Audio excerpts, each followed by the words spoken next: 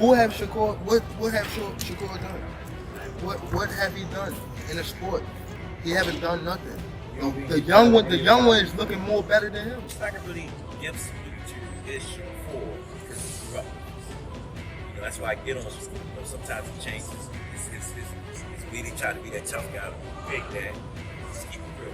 We grew up with this. Me and your grandfather. I was a little kid. I'm gonna like be honest with you. Like I seen him fight his last fight. He was tired in that 12 round. Gervonta Tank Davis has finally snapped. And this time, it's deeply personal. The undefeated boxing superstar erupted on social media in a fiery rant aimed directly at Shakur Stevenson after troubling claims surfaced that Stevenson disrespected and allegedly trash-talked Davis's longtime trainer and mentor, Calvin Ford. Known for their father-son-like bond, Davis wasted no time defending Ford, unleashing raw emotion and threats that left fans and boxing insiders stunned. With tensions in the sport already simmering, this explosive outburst could ignite a bitter feud that goes far beyond boxing, setting the stage for an intensely personal rivalry. I'm telling y'all, he say he's the king. It's vicious like that. I ain't never seen a king hold his kingdom down. You have a vicious crew come through. We come through. You hear what I say? We vicious. We ain't just boxing. We doing this. Be prepared. Stop playing with my youngin. Stop playing with my youngin. Calvin Ford has always been much more than just Gervonta Tank, Davis's trainer. He's been a mentor, guide, and steadying force ever since Davis was a child in West Baltimore. Ford first met Tank at age 7 at the Upton Boxing Center, helping steer him away from the dangers of street life and into the discipline of boxing. After serving a 10-year prison sentence, Ford devoted his life to mentoring at-risk youth, shaping Davis into a 3-division world champion. Inside the ring, he refines Tank's technique. Outside it, he offers crucial life advice and helps manage tense relationships, even acting as a trusted buffer with Floyd Mayweather. You know, Calvin, he been with me since I was 7. I used to sleep in Coach Calvin's house. I used to sleep at his job when we were working at a seafood restaurant in Baltimore. When I had to train Tank, I didn't want to get in trouble and I wanted to make sure we was together. I used to take him to work with him. Everybody know him. Everybody know him at work. Remember, Calvin used to fuss at the guys that was coming up with me, and they was in the streets a lot. He was telling them, like, you can't have 1 foot in and 1 foot out. You gotta be, like, all the way in it. Like, focus on the goal, you know, and them guys, they went left, and unfortunately, they got killed. You weigh the odds up like that. Do you want to go to jail? We want to live. That's the whole idea. Come to the boxing gym. If I ain't had the people I had around me, like the people that started with me and things like that, I probably would have been off the scene for a long time. Ford's coaching style is built on a deep understanding of boxing's sweet science. He emphasizes technical precision, sharp footwork, and solid defense, all perfectly complementing Davis's natural power and athleticism. Their partnership is a true blend of talent and strategy. I was the first one in the gym, the last one out the gym. Tank used to sit on the ring like this and watch me train him. How old is he at this point? He was like 7, 8. Okay. A lot of stuff that I was giving my son was giving it to Tank. So it was a perfect fit. The Tank was like the family, you know what I'm saying? And he used to sit at the table because I had another kid named Ramon Manning. He liked to play with guns, you know what I'm saying? And when I lost him, I was hurt. That was my first time losing a fighter that you put so much into. Remember, I said, Tank, my money running out. And he just looked at me and said, believe in the coach. Believe. That's what did it. When he said that, It's still, man. I don't hear Tank as Tank as the day. I hear Tank as that little boy. Believe in the coach. And he came in the gym one day and he said, Coach, I seen you. I said, what you seen? I had all the belts on. He said, I'm gonna do that to you. That's his history. Man, I got goosebumps, low key. That's gotta. In early January 2024, shocking reports emerged that Calvin Ford had been arrested on charges of assault with a deadly weapon in Nevada. According to TalkSport, Ford was taken into custody by Baltimore police and was awaiting extradition to Nevada to face these serious charges. Following the news of Ford's arrest, Gervonta Tank Davis announced he would be professionally parting ways with his longtime trainer. While Davis expressed deep respect and gratitude for everything Ford has done throughout his career, he stressed the importance of focusing on his own path and growth during this challenging time.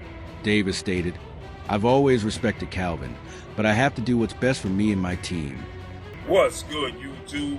It's your boy, Blue Blood Sports TV, back at y'all with another one.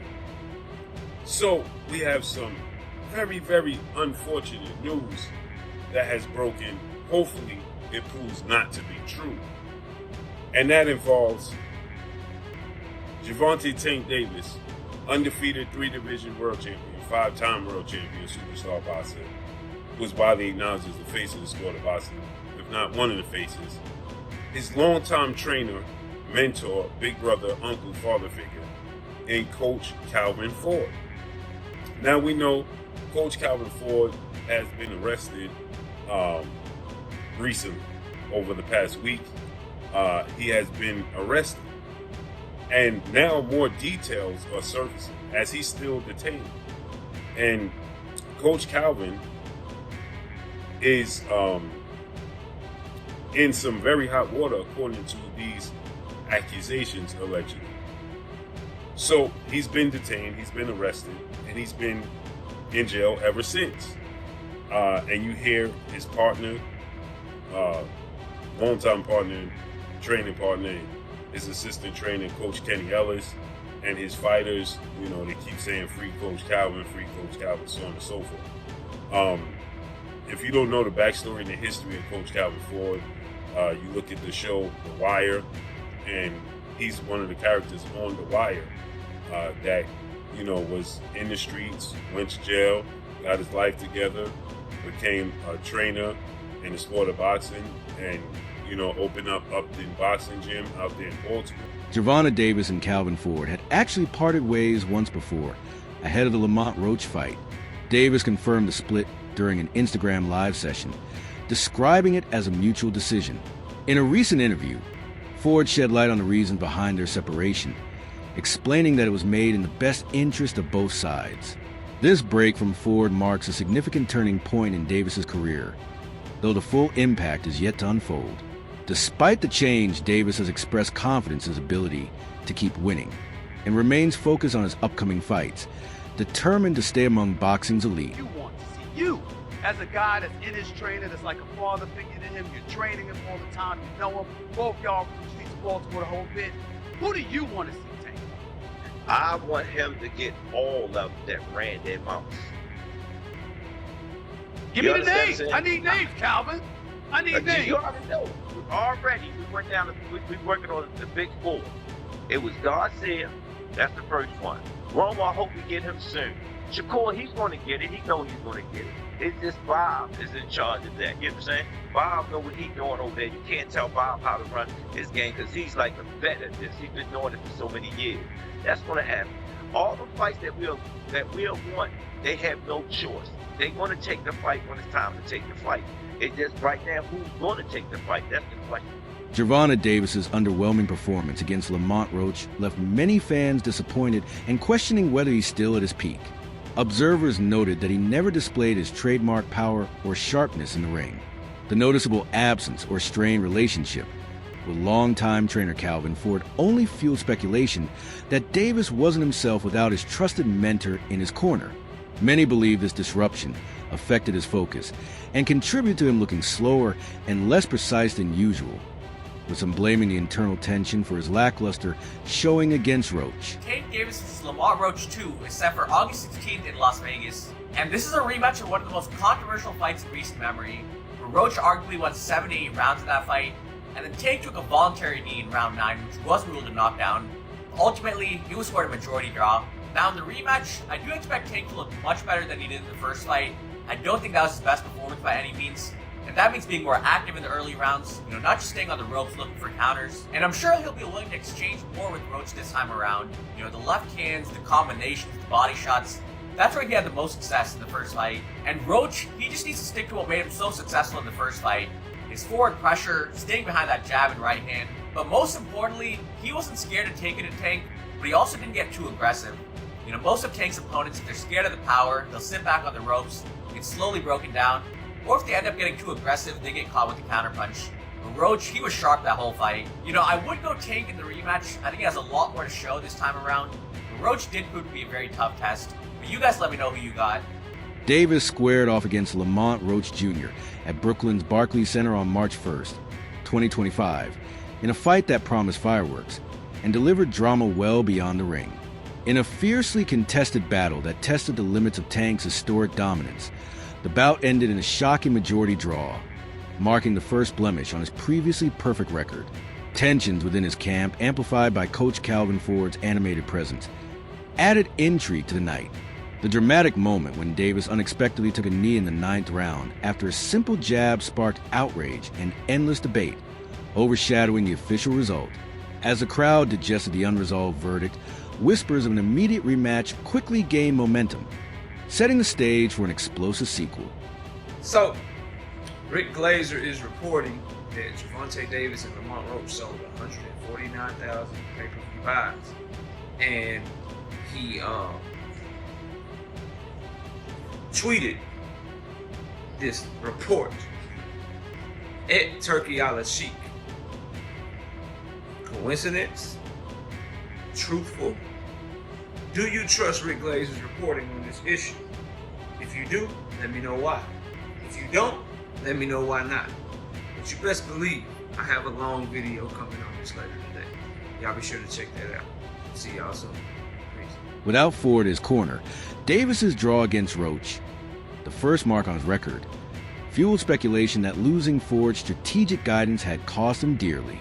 The aftermath sparked a much-needed reunion, with Ford returning to training camp and restoring their emotional and tactical bond.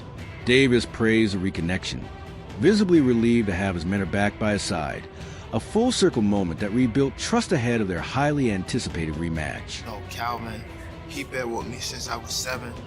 I used to sleep in Coach Calvin's house. I used to sleep at his job when he was working at a seafood restaurant in Baltimore. When I had to train Tank, when I didn't want to get in trouble and I wanted to make sure we was together, I used to take him to work with me. It just, everybody know him. Everybody know him at work. Remember, Calvin used to fuss at the guys that was coming up with me, and they was in the streets a lot.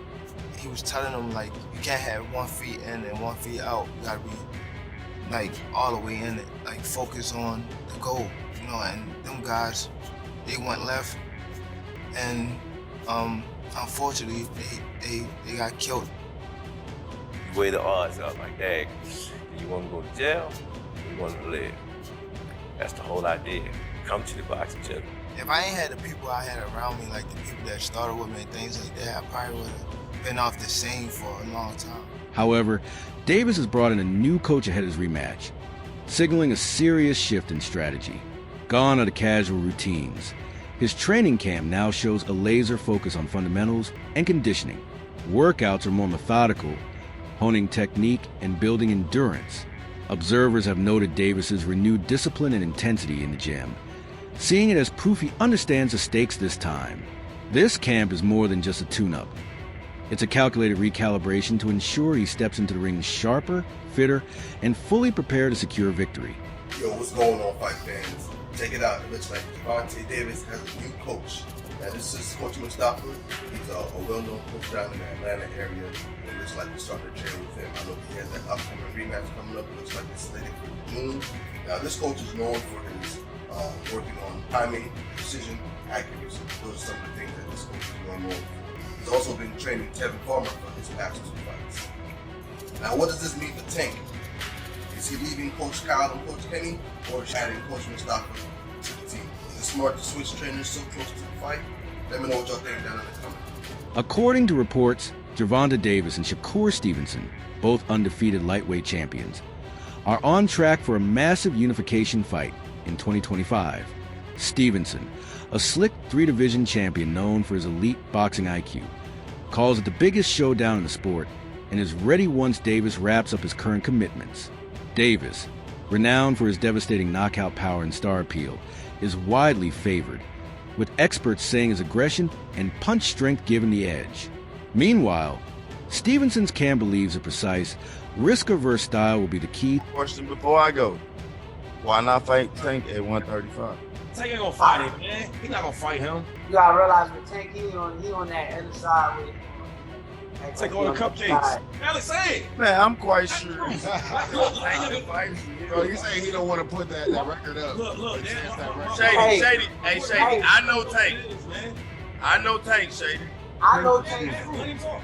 Go ahead. Hey, I know Tank too, and I know for a fact at the end of the day, like, he is not jumping into no fight with me. Like, that's a whole different type of atmosphere. That's not like fighting. You know what I'm saying? So basically, you telling me Tank's scared.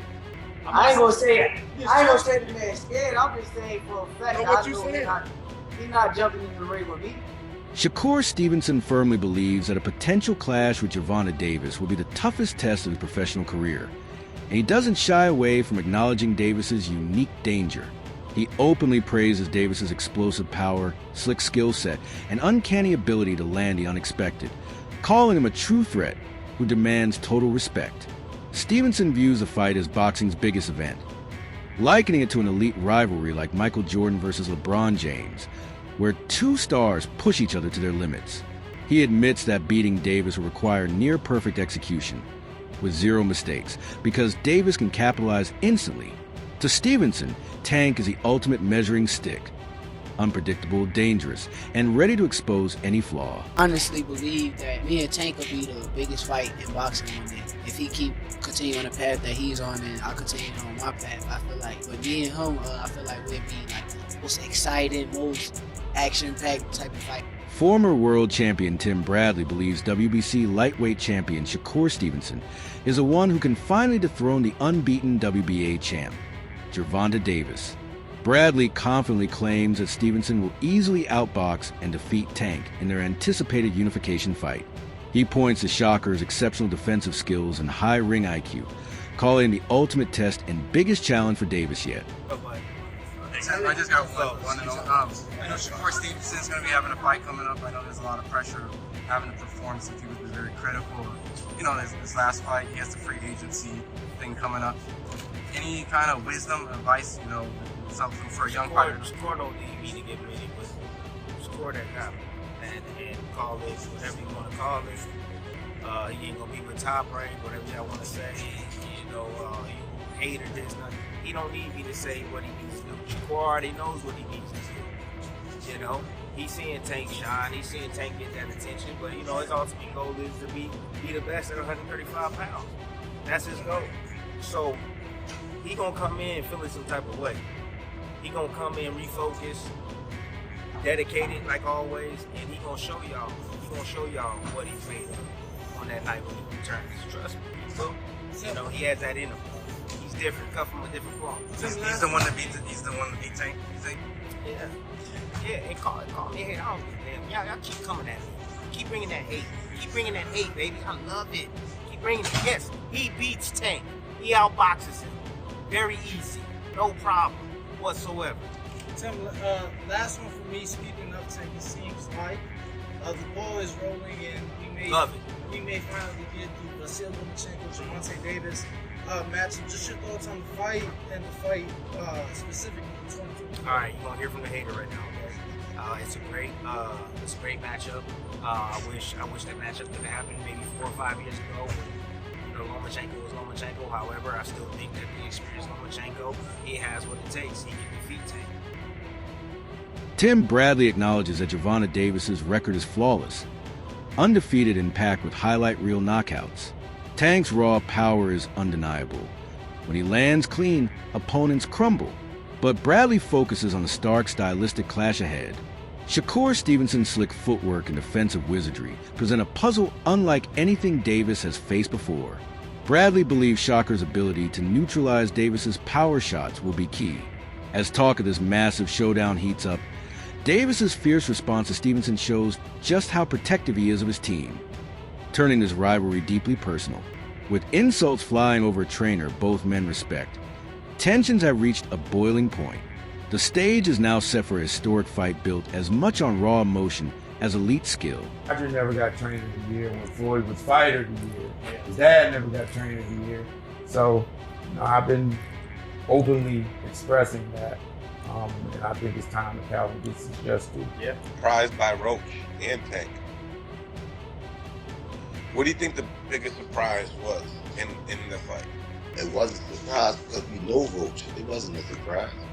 Roach can fight. A lot of people think because a person is not popular, they don't exist.